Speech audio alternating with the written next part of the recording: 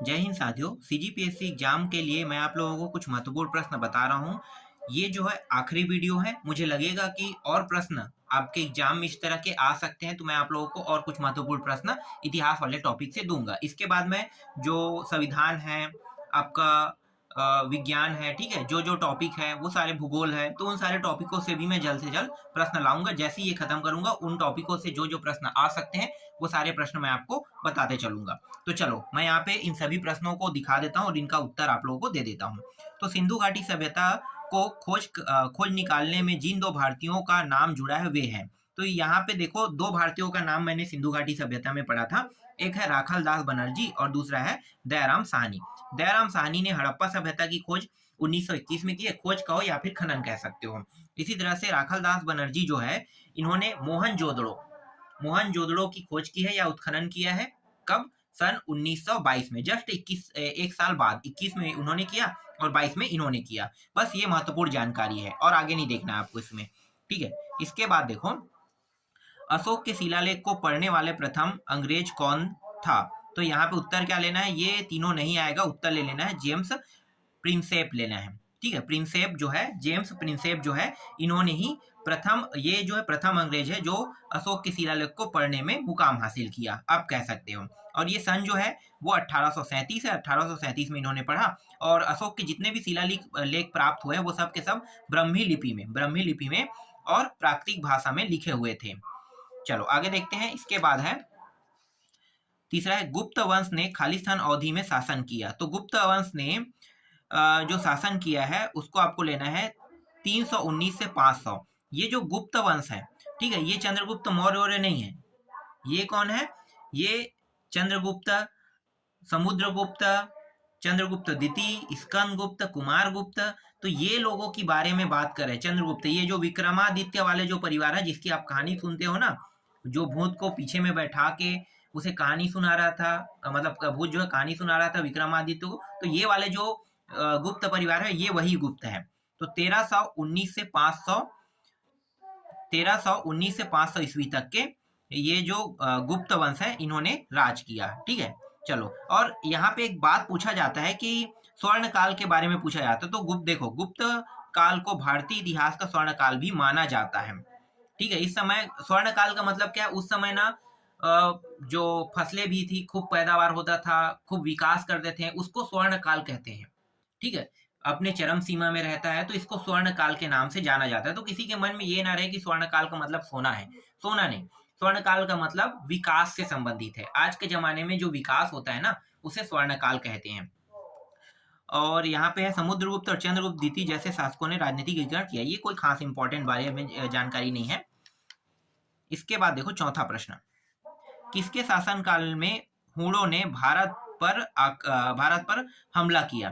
तो उत्तर क्या लिखोगे? उत्तर आपको लेना है यहाँ पे डी लेना है, स्कंदगुप्त लेना है, ठीक है। स्कंदगुप्त के समय हूणों ने भारत पर क्या किया था? हमला किया था। चलो आगे देखते हैं। इसके बारे में कुमारगुप्त के बारे में भी थोड़ी सी स्टोरी है, लेकिन मैं आपको नहीं बताऊंगा। ज्यादा प्रश्न कुमारगुप्त के बारे में नहीं पूछते ना, ठीक है। और चलो आगे देखो, पांचवा प्रश्न, कौन सा सुल्तान नया धर्म चलाना चाहता था किंतु उलेमा लोगों ने विरोध किया?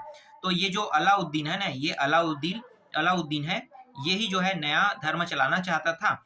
लेकिन जो उलमा है ना, उलेमा, उन्होंने विरोध किया। और देखो क्या बात हुई थी, मैं आपको बताता हूँ। यहाँ पे देखो, उसने सिकंदर सानी की उपाधि धारण की। किसने सिकंदर सानी की उपाधि? देखो, अगर ऐसा प्रश्न पूछा जा सकता है कि अलाउद्दीन ने किसकी उपाधि धारण की, तो आपको क्या बताना है? सिकंदर सानी की उपाधि धारण की। तो यहाँ पे ले लेना है सिकंदर सानी की उपाधि धारण की। और जो उलेमा है उनका नाम बता देता हूँ, काजी ये मुगीसुद्दीन की, ठीक है। इनके सलाह के कारण नया धर्म के विचार को इन्होंने त्याग दिया। तो ये 2-3 प्रश्न एक ही टॉपिक में मिल रहे हैं। चलो छठवा देखो, भारत के मुगल शासक बनने पर जहरीद्दीन मोहम्मद ने नाम रखा बाबर। ये जो बाबर है ना, इनका ही नाम था जहरीद्दीन मोहम्मद था। और ये जो पानीपत के युद्ध जीता, और ये खानवा का युद्ध जो है ना, राणा सांगा के साथ हुआ था ना, तो ये जीतने के बाद इन्होंने इनका नाम क्या पड़ गया था? बाबर पड़ गया था, ठीक। और इन्हें एक कलंदर की उपाधि भी मिला था। क्यों कलंदर की उपाधि मिला था? क्योंकि जब इन्होंने पानीपत का युद्ध जीता तो इन्होंने काबुल में चांदी के सिक्के बंटवाए, इसी कारण इन्हें कलंदर की उपाधि मिला। आगे देखो, 7वां प्रश्न है, एक इतिहासकार ने पानीपत की तीसरी लड़ाई को स्वयं देखा, वह कौन था? उत्तर क्या लेना है? काशीराज पंडित लेना है। ठीक है, उत्तर क्या लेना है? काशीराज पंडित। इसके अलावा और कुछ खास इंपॉर्टेंट नहीं है। इतना जरूर पूछ सकते हैं कि पानीपत का तृतीय जो लड़ाई है वो कब लड़ा गया था ना? तो तृतीय जो युद्ध है वो 1761 में, ये 62 है, 61 यहाँ पे लिखा गया है, 62 है ना, मराठों और अहमद शाह अब्दाली के मध्य हुई थी। ये दोनों का नाम पूछा जा सकता है। मैंने तीनों युद्धों के बारे में बता दिया है। ठीक है, चलो आगे देखते हैं। इसके बाद अगला जो प्रश्न है वो ये है, देखो 8वां प्रश्न, एशियाटिक सोसाइटी ऑफ बंगाल स्थापित करने का श्रेय किसे दिया गया? उत्तर क्या लोगे? सर विलियम जोन्स लोगे। ठीक है, यही बस इंपॉर्टेंट है, सर विलियम जोन्स। इसमें कुछ जानकारी दिया है लेकिन इंपॉर्टेंट नहीं है, उसको छोड़ देना है। चलो आगे देखें। इसके बाद है 9वां प्रश्न है, महात्मा गांधी ने अहमदाबाद के निकट साबरमती के किनारे एक आश्रम बनाया था, इसे खालिस्तान कहा जाता है, तो इसे क्या कहा जाता है? साबरमती आश्रम। ये साबरमती आश्रम वही है ना जिसमें अपने एक सेकंड, ये दूसरा है, सॉरी, साबरमती आश्रम ना। ठीक है, इसके बारे में देख ले। आश्रम की स्थापना 25 मई, ये पूछा जा सकता है, 1915 को हुई थी। पहले इस आश्रम का नाम सत्याग्रह आश्रम था। यह आश्रम कोचरब गांव में स्थित है, वह स्थित है कह रहे हैं। अहमदाबाद में भयानक प्लेग फैलने के कारण इस आश्रम को साबरमती तट पर स्थानांतरित किया गया।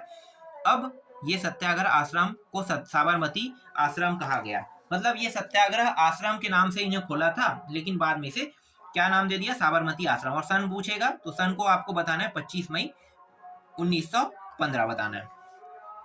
10वां प्रश्न है, स्वतंत्र भारत में किसी राज्य की राज्यपाल बनने वाली प्रथम महिला थी? तो उत्तर ले लेना है, सरोजिनी नायडू ले लेना है। ठीक है, ये है प्रथम राज्यपाल। मैं फटाफट इसको खत्म करता हूँ।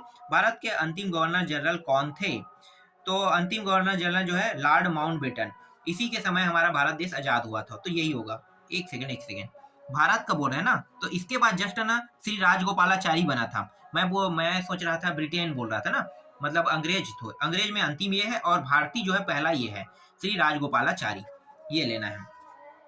और इसके बाद है अगला प्रश्न है, भारत के स्वतंत्र होते समय इंग्लैंड का प्रधानमंत्री कौन था? तो एटली था, ये लेना है, क्लीमेंट एटली लेना है, क्लीमेंट एटली।